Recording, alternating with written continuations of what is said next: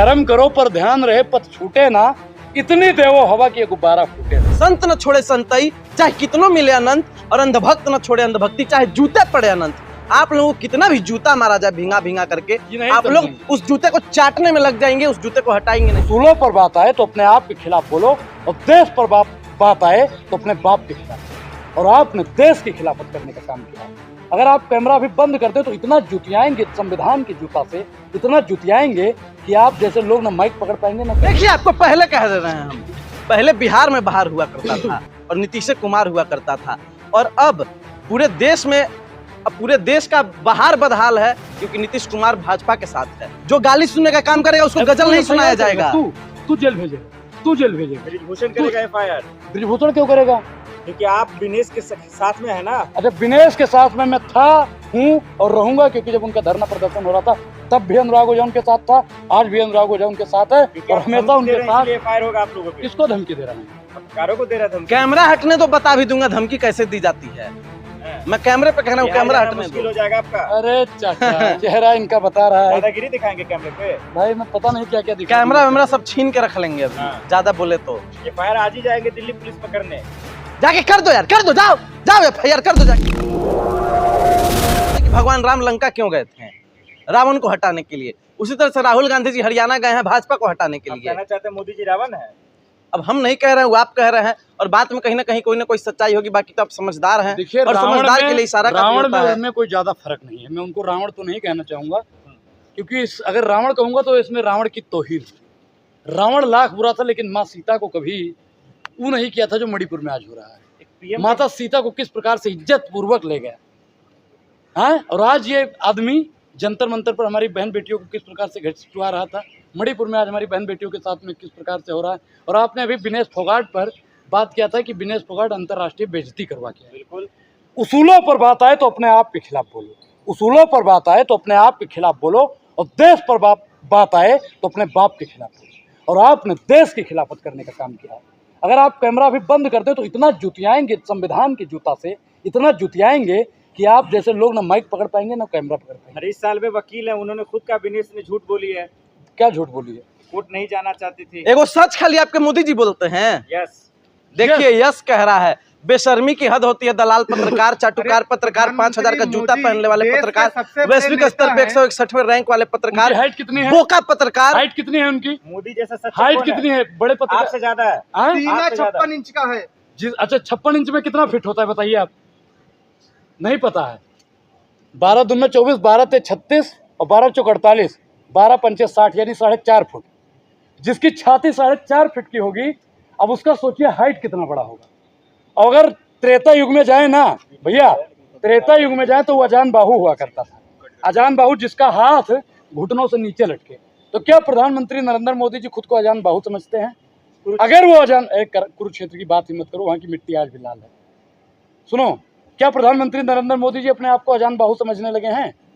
उनकी छाती 56 इंच की। अनुराग ओझा से उनकी छाती का नाप लीजिए। और आप लोग छाती नाप के आते हैं? पत्रकार हैं, टेलर हैं। आप अपना कंपेयर मोदी जी से करेंगे? मैं बिल्कुल नहीं करूंगा उनसे। वो आदमी दिन ब दिन झूठ बोलता है। ब्राह्मण कभी झूठ ही नहीं बोल सकता। अपना कद बढ़ाना चाह रहे हैं आप? ब्राह्मण कभी झूठ ही नहीं बोल सकता है। हम लोग तो ब्राह्मण हैं, सनातनी ब्राह्मण हैं।